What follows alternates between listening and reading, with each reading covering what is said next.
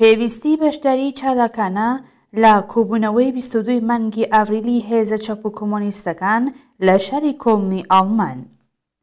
ڕۆژی 26 مانگی ڕێبەندانی ساڵی 1401 بەرابەر لەگەڵ 15 مانگی فێڤریەی 2023 20 تەشەکولی سینفی و مەدەنی لە ئێران منشوری داخوازی لە نیکەمی خۆیان بڵاو کردەوە. ئەم منشورە بە خێرایی لە نێوخۆ و لە دەرەوەی وڵات بوو بە جێگای پشتیوانی بەرینی هێزە چەپ، کۆمۆنیست و ئازادیخوازەکان.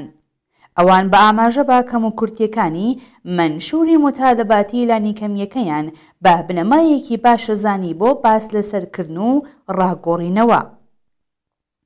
لە خاڵە بەهێزەکانی ئەو منشورە دەبێ ئاماژە بە تاییدی یەکگرتوانەی 20 تەشەکولی کرێکاری، ژنان، خوێندکاران و قوتابیان لە نێوخۆی وڵاتدا بکرێت.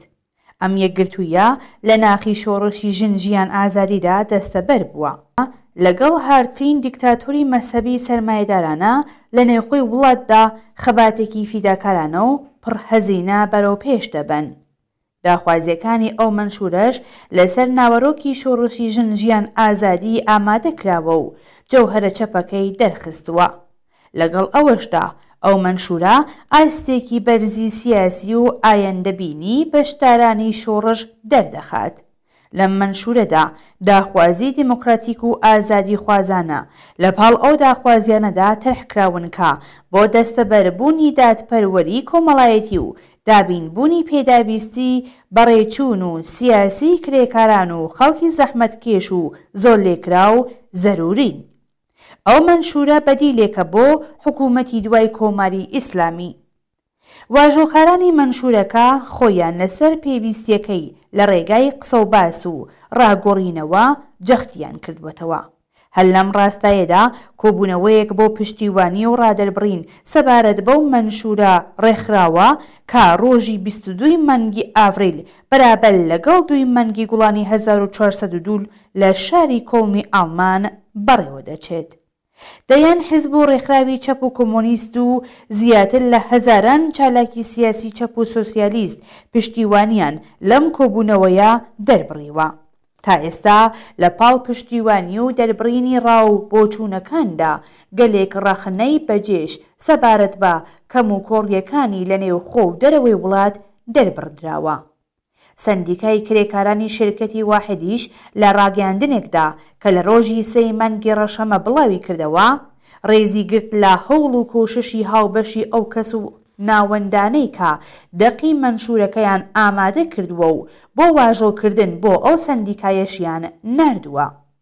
کرێکارانی شرکەتی واحد وێڕای ئاماژەکردن بە کەم و کۆڕیەکان لە بەشێک لە ڕاگەاندنەکەیاندا دەنووسن: دەکرێت ئاماژە بە باسنەکرانی مشەخەسی دەور و نەخشی کلیدی چینی کرێکار و بنەماڵی کرێکاران و زەحمەتکێش وەک زۆرینەیەکی بەرچاوی کۆمەڵ، وێڕای ژمارە و جۆرە و جۆری ناوچەیی، نەتەوەیی، جنسی و جنسیەتی، زمانی، فەرهەنگی، مەزهەبی، تەمەنی، سینفی و بەش و پیشەیی، پیشەسازی، کشتوکاڵ، خزمەتگوزاری، ئامۆزشی، بەهداشتی و هیتر لە خەبات لەگەڵ نیزامی سەرمایەداری و حکوومەتەکەی و هەروەها چارەنووسساز بوونی خەباتی هەمەلایەنەی چینایەتی لە هەر ئاڵوگۆڕێکی بنەڕەتی و ڕزگاری بەخش لە ئێراندا بکرێت. گروپی یەکێتی خانەنشین کراوان ڕۆژی 6 مانگی ڕەشەمەی 1401 نووسیان هەنگاوی ئەم هاوڕیانە سەبارەت بە بڵاوکردنەوەی منشورێک کە ئامانجی تەرحی داخوازیە لە نیکەمەکانە لە بارودۆخی ئێستادا بۆ پێشکەشکردن بە بزوتنەوە و بە شێوەیەکی دیاریکراو باخێزی ئەم داخوازیانە گەلێک جار لە ئاستی بزوتنەوەکەدا تەرحکراون، هەرچەند ڕەنگە بەڕستە و واژۆگەلی تر بەیان کرابێتن.